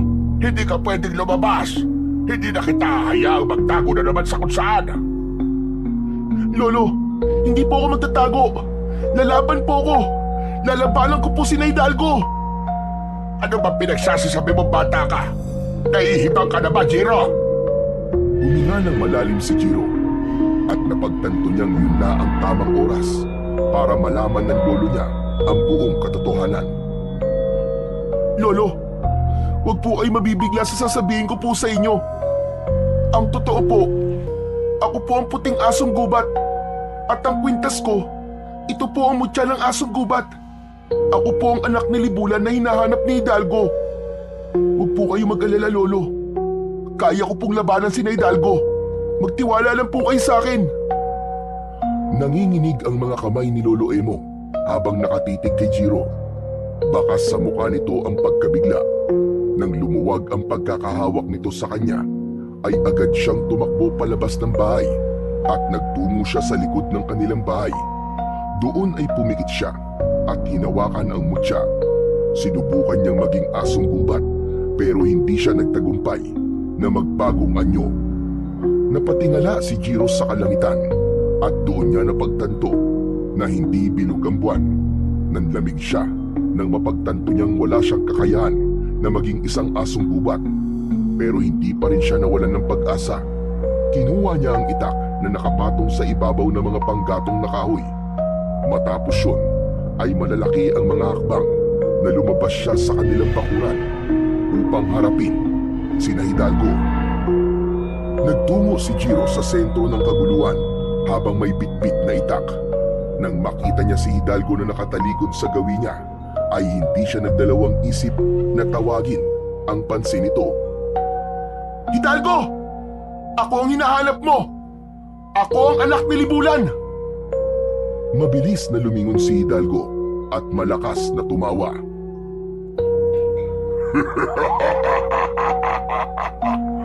Ikaw nga ba ang anak ni Libulan? Ngunit bakit wala ka sa inyong asong gubat? Alam ko na. Dahil hindi bilog ang buwan ngayon. Tama ba ako? Akala mo ba ay hindi ko malalaman ang kahinaan mo?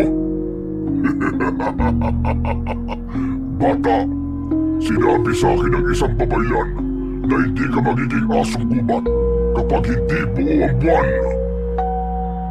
Asong gubat man ako o hindi, pababagsakin pa rin kita! Kung ganoon, patunayan mong kaya mo ko, anak ni Libulan.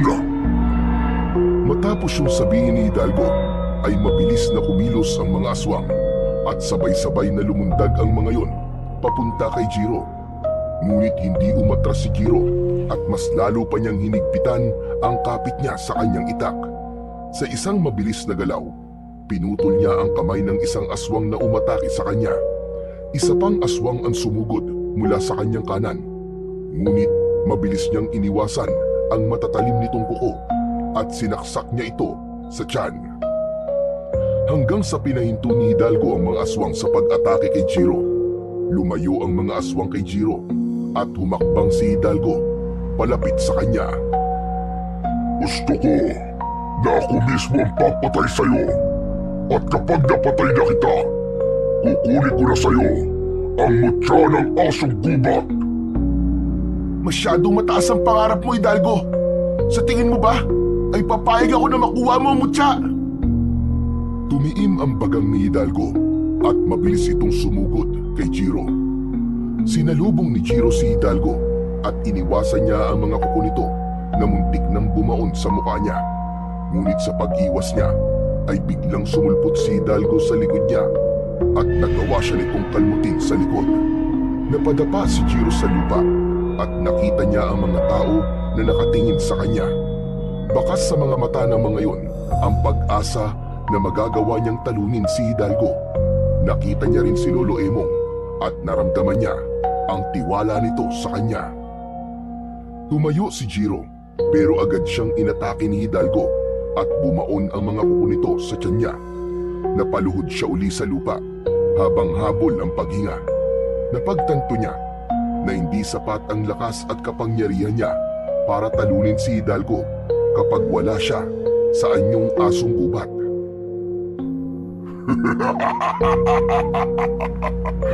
Nasaan na ang yabang mo kanina, bata? Wala kang laban sa kagaya ko! Bumagsak si Jiro sa lupa habang walang tigil ang pagbalong ng dugo sa mga sugat niya. Hanggang sa isang ideya ang pumasok sa kanyang isipan. Kahit nanghihina ay pilit pa rin siyang tumayo.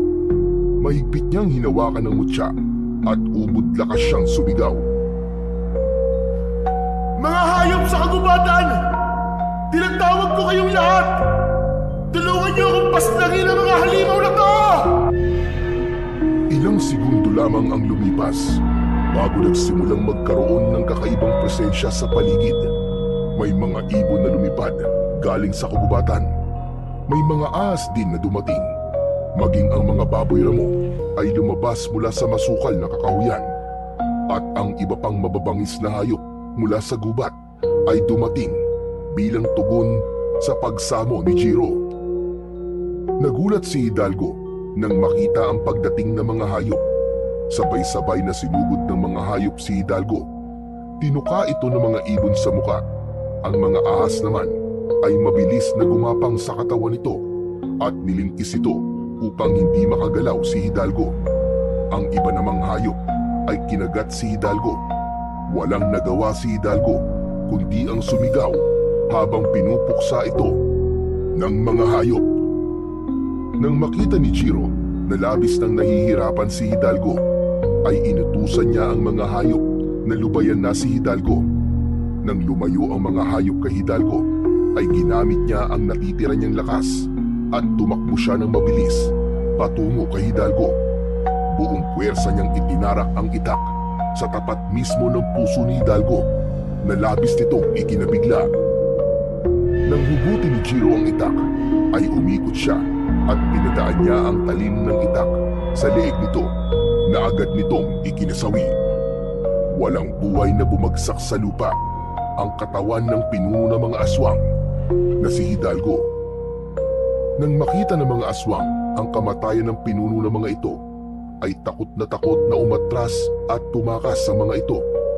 Hinayaan lang ni Jiro na makatakas ang mga alagad ni Hidalgo, ngunit hindi niya kinalimutan na magbanta. Subukan niyong bumalik pa rito at sisiguraduhin kong magagaya kayo sa sinapit ng pinuno niyo! Walang tigil sa pagtakbo ang mga aswang hanggang sa tuluyan ng maglaho ang mga yon sa dilim. Nang wala na ang mga aswang, ay tinignan ni Jiro ang bangkay ni Hidalgo. Hindi pa rin siya makapaniwala na nagawa niyang mapatay ang pinuno ng mga aswang kahit wala siya sa anyong asong gubat. Ngunit alam niya na hindi niya yun magagawa kung hindi dahil sa tulong ng mga hayop sa gubat. Kaya buong puso niyang pinasalamatan ang mga yon. Nang bumalik na ang mga hayop sa gubat, ay nagbunyi ang lahat ng mga tao at lahat ay nagpasalamat kay Jiro. Maging si Atong ay masayang masaya at niyakap pa siya nito. Matapos siyang yakapin ni Atong, ay nagmamadaling lumapit si Jiro kay Lolo Emong at mahigpit niya itong niyakap. Lolo, tapos na po! Tapos na! Patay na po si Hidalgo! Ipinagmamalaki kita, Jiro. Hindi ako nagkamali na sinunod ko ang sinabi mo kanina na magtiwala ako sa iyo. Kaya naman kahit nakikita kong natatalo ka na, ay naniwala pa rin akong magtatagumpay ka. Maraming salamat po, Lolo. Pero hindi po ba kayo natatakot sa akin ngayong nalaman niyo na po kung sino talaga ako? Kahit ano o kung sino ka pa man, tanggap kita, Jiro. Ikaw pa rin ang apo ko. Ikaw pa rin ang Jiro na nakita ko sa gubat at pinalaki ko. Wala akong dahilan para matakot sa'yo, Apo. Nang marinig yun ni Jiro, ay tuluyan ang bumagsak ang mga luha niya dahil sa labis na kasiyahan. Bukod sa pagpaslang kay Hidalgo, ang pagtanggap sa kanya ni Lolo Emong ang pinakamahalagang bagay na nangyari sa buhay niya ng gabi na yun. Makalipas ang ilang buwan, unti-unting bumalik sa normal ang buhay ng mga tao sa baryo ni Jiro. Sa kabila ng katotohanang naiiba si Jiro sa lahat, tinanggap siya ng mga tao bilang isang bayani. Kasama si Lolo Emong, namuhay si Jiro ng tahimik at payapa. Paminsan-minsan, umaalis si Jiro upang makipagkita kay Libulan sa kagubatan. Bagamat nagdesisyon si Jiro na manirahan sa mundo ng mga tao, ay hindi pa rin huminto si Libulan na gampanan ang pagiging ina nito kay Jiro. Nang sandaling yun, ay wala nang mahihiling pa si Jiro, kundi ang maging habang buhay na ang kapayapaan sa baryo nila na minsang sinubok ng kadiliman, ngunit sa huli, ang liwanag at kabutihan pa rin ang namayagpag.